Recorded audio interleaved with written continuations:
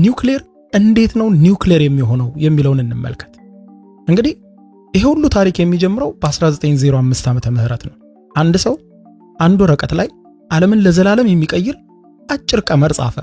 ቀመሯ በጣም ትንሽ ናት፣ ግን ዓለምን ዛሬ ድረስ ጭምር የምትቀይር ሆነች። ይሄውም ሳይንቲስቱ አልበርት አንስታይን የጻፈው ቀመር ነው፣ E=mc² የሚለው። የዚህ ሁሉ ዋሻ መገንባት በአሜሪካም ሆነ በተለያዩ የዓለም ጫፎችም የሚገኙ የኒውክሌር ማብላዮች ሁሉ እንዲገነቡ ምክንያት የሆነው ይሄ ቀመር መነሻነት ነበር።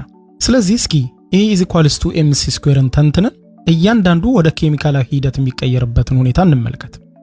እንደምታዩት ቀመሩ ላይ E የምትወክለው ኢነርጂን ነው ወይም ኃይልን ትወክላለች።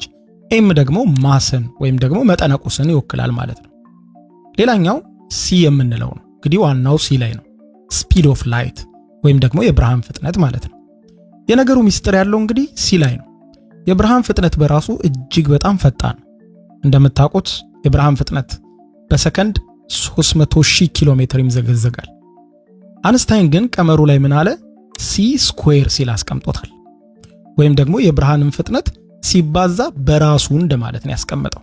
ይህ ውጤት ደግሞ አእምሮን የሚያዞር ግዙፍ ቁጥር ይሰጠናል ማለት ነው። ይሄ ምን ማለት ነው?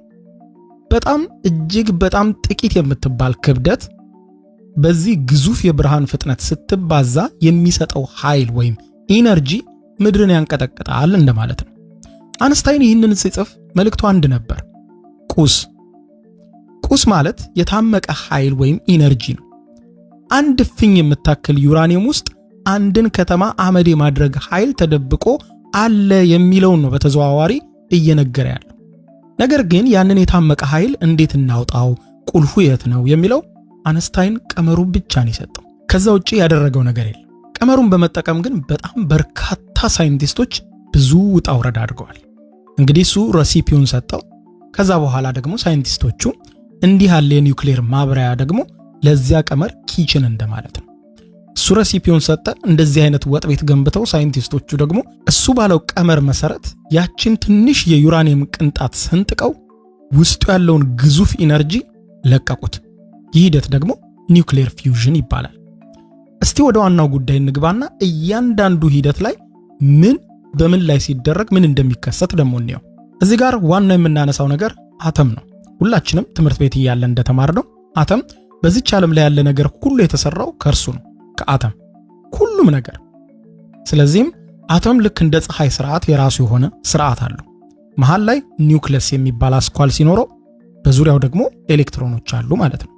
ነገር ግን የኒውክሌር ኃይል የሚመነጨው ከውጭው ኤሌክትሮን አይደለም። ጨዋታው ያለው እዛች መሃል ላይ ባለችው በጣም ጠጣርና ጥብቅ በሆነችው ኒውክለስ ውስጥ ነው። ያንን የኒውክለስ ጥብቅ ቁልፍ ደግሞ መስበር ሲቻል የምድርን መልክ የሚቀይር ጉልበት ከዛች ውስጥ ይወጣል። ይሄ በጣም አስገራሚና ተአምራዊ ሂደት ነው። ይህ ሂደት እንግዲህ የኒውክሌር ፊውዥን በማለት እንጠራዋለን። እንደዚህ ያለው ዋሻ በአሜሪካም በተለያየም ዓለም ያሉ የኒውክሌር ማብላያዎች በግልጽም በድብቅም ያሉት የሚሰሩት ሂደት ይሄንን ነው። እስቲ ወደ ውስጥ ደግሞ እንግባ። በዚህ ሂደት ውስጥ ሁለት ዋና ተዋናዮች አሉ። የመጀመሪያው ዩራኒየም ነው ስንለው እንደነበረው። ዩራኒየም በተፈጥሮ ውስጥ ከሚገኙ ንጥረ ነገሮች ሁሉ ከባድ ወይም the heaviest የምንለው ነው። ለምን? ምክንያቱም ኒውክለስ ውስጥ እጅግ በጣም ብዙ ፕሮቶኖችና ኒውትሮኖች ተጨናንቀው ተቀምጠዋል። ልክ ጠባብ ክፍል ውስጥ ተጨናንቀው እንደተቀመጡ ሰዎች አስቡት። ሁሉም ለመውጣት የሚገፋፉ አይነት ብዙ ሰዎች አንድ ጠባብ ክፍል ውስጥ። ዩራኒየምም በተፈጥሮ እንደዛ ነው። አልመች ብሎት ሊፈነዳ የተዘጋጀ ባሩድ እንደማለት ነው። በቃ ታምቋል ውስጡ፣ ሁሉም መውጣት ይገፋፋል። ሁለተኛው ተዋናይ ደግሞ ኒውትሮን የምንለው ነው።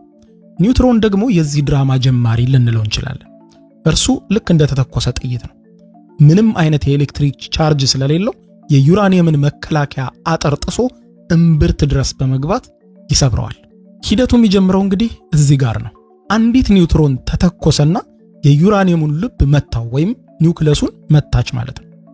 ዩራኒየሙ እንግዲህ ቀድሞውንም ተጨናንቆ ስለነበረ ይቺ ተጨማሪ ኒውትሮን ስትመጣበት መቋቋም አይችልም። ስለዚህ ሚዛኑን ይስትና ብን ብሎ ፈንድቶ ለሁለት ይከፈላል። ይህ ለሁለት ሲከፈል የሚፈጠረው ነገር ደግሞ ተአምር ነው። አንደኛ እጅግ በጣም ከፍተኛ ሙቀት ወይም ሄቪ ኢነርጂ ይለቀቃል። ሁለተኛውና ይሄኛው በጣም ወሳኝ ነው። ያ የተመታው ዩራኒየም ሲሰነጠቅ በውስጡ የነበሩ 2 ወይም 3 ተጨማሪ ኒውትሮኖችን ይተፋል ማለት ነው። እነዚህ አዳዲስ ኒውትሮኖች ደግሞ ልብ በሉልኝ የጨዋታው ቀማኞች ይሆናሉ ማለት ነው። ዩራኒየሙ ሲሰነጠቅ 3 አዳዲስ ኒውትሮኖችን ይተፋል። ታዲያ እነዚህ 3 ኒውትሮኖች ዝም ብለው አይቀመጡ። በከፍተኛ ፍጥነት ይበሩና አጠገባቸው ያገኘውን ሌላ ዩራኒየም ይመታሉ። አሁን ምን ተፈጠረ ማለት ነው? አንዱ ሲመታ 3 ኒውትሮን ይወጣል። የወጡት 3 ኒውትሮኖች ደግሞ ሌሎች 3 ዩራኒየሞችን ሲመቱ 9 ኒውትሮኖች ይወጣሉ ማለት ነው። አስቡት፣ 9ኙ ሲመቱ 27፣ 27ቱ ሲመቱ 81 እያለ በሰከንዶች ውስጥ ይውላችሁ በሰከንድና በማይክሮ ሰከንዶች ውስጥ በሚሊዮን የሚቆጠሩ ዩራኒየሞች በአንድ ጊዜ ይለቀቃሉ ወይም ይፈነዳሉ። ይህ ሂደት እንግዲህ ቼን ሪአክሽን ወይም ደግሞ የሰንሰለት ምላሽ የምንለው ነው። ይህ ሂደት እንግዲህ ቁጥጥር ካልተደረገበት ምን ይሆናል ማለት ነው? መልሱ ቀላል ነው። አቶሚክ ፈንጂ ይሆናል ማለት ነው።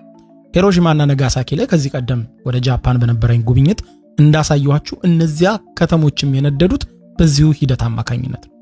በአንድ ማይክሮ ሰከንድ ውስጥ ይህ ሁሉ ኃይል ሲለቀቅ ከተማን የማንደድ አቅም አለው። እንግዲህ ኬሚካላዊ ሂደቱ ይሄ ነው። ግን እኛ አሁን ያለነው የኒውክሌር ማብላያ ውስጥም ሆነ በሌሎች ዓለማት በሚገኙ የኒውክሌር ማብላያዎች ውስጥ የሚደረገው ነገር ፈንጂ ማፈንዳት አይደለም፣ ኃይሉን መቆጣጠር ነው። አሁን የተፈጠረው ኃይል አለ፣ ተቆጣጥሮ አምቆ ማቆየት ነው ዋናው ነገር። ትልቁም ከባዱም ስራ የሚጀምረው ከዚህ በኋላ ነው። ይህን ደግሞ መቆጣጠሪያ ዘንጎችና ግራፋይት እንላቸዋለን፣ እንደምታዩት እዚህ ላይ ማለት ነው። ስለዚህ የመጀመሪያው ፍጥነቱን መግራት ወይም መቀነስ ነው። ዩራኒየም ሲሰነጠቅ የሚወጡት ኒውትሮኖች በጣም ፈጣን ናቸው። በጣም ከመፍጠናቸው የተነሳ ያው ሌላውን ዩራኒየም ራሱ ሳያገኙት ሹልክ ብለው ሊያልፉ ሁሉ ይችላሉ። ስለዚህ ፍጥነታቸውን መቀነስ የግድ ነው። ለዚህ ነው ግራፋይት የምንለው ነገር እዚህ ጋር የሚመጣው። ግራፋይት እንግዲህ እነዚህ ኒውትሮኖች በውስጣቸው ሲያልፉ ፍጥነታቸውን አቀዝቅዞ ኢላማቸውን እንዲመቱ የሚያደርጋቸው እሱ ነው። ግራፋይት የኒውትሮን ፍሬን እንደማለት ነው። ሌላኛው ደግሞ መዋጥ ጭምር አለበት። እንግዲህ በዚህ ከፍተኛ በሆነ ኃይል ውስጥ ፍጥነቱ ከጨመረና ሙቀቱ ካየለ ደግሞ ፈንጂ እንዳይሆን ያሰጋል። ስለዚህ ፈንጂ እንዳይሆን ገድበው የሚያቆሙት ደግሞ እዚህ ጋር ኮንትሮል ሮድስ ወይም የመቆጣጠሪያ ዘንጎች የሚሏቸው አሉ። እነዚህ ዘንጎች ደግሞ በተለየ ብረት ወይም እንደ ቦሮን ወይም ደግሞ እንደ ካድሚየም ካሉ የሚሰሩ ዘንጎች ናቸው። ባህሪያቸው ምንድነው? ኒውትሮንን እንደ ስፖንጅ የመዋጥ አቅም አላቸው። ስለዚህ ሪአክሽኑ በጣም ሲግል ወይም ደግሞ ኦፕሬተሮቹ እነዚህን ዘንጎች ወደ ጉድጓድ ውስጥ ሲዶሏቸው ዘንጎቹ ኒውትሮኖችን ስለሚውጧቸው ዩራኒየሙን የሚመታው ይጠፋል ማለት ነው። እንግዲህ በዚያ ቅጽበት ሰንሰለቱ ይበጠሳል፣ ሪአክሽኑም ይቆማል ማለት ነው። ልክ እሳት ውሃ ላይ እንደማፍሰስ ማለት ነው።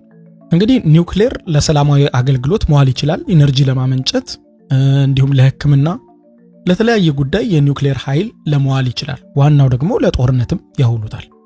እንግዲህ እዚህ ጋር የምናየው ተፈጥሮ ላይ የሚገኘው ዩራኒየም አብዛኛው ዩራኒየም -238 የሚባል ነው።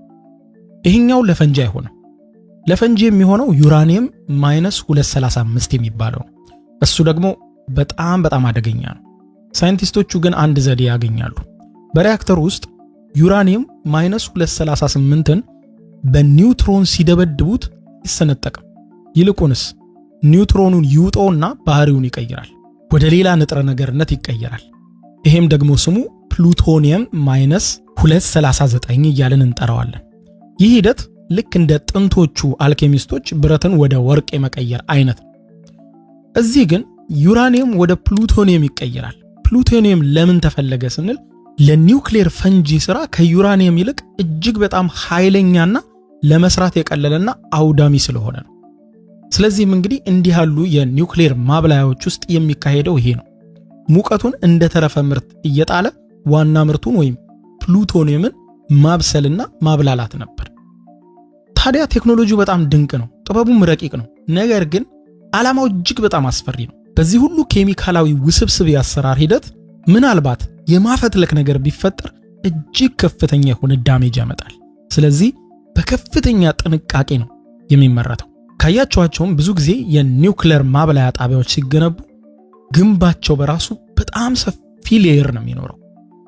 እንግዲህ ስለ ኒውክሌር አደገኛነት ይህንን ያክል ካለ ኒውክሌር ደግሞ ለሰው ልጅ እጅግ በጣም ዘርፈ ብዙ ጥቅም ይሰጣል ሲባል እንሰማለን። በተለይ ደግሞ የተለያዩ ሀገራት መንግስታት ኒውክሌርን ለሰላማዊ አገልግሎት ነው የምትጠቀመው ሲሉ እንሰማለን።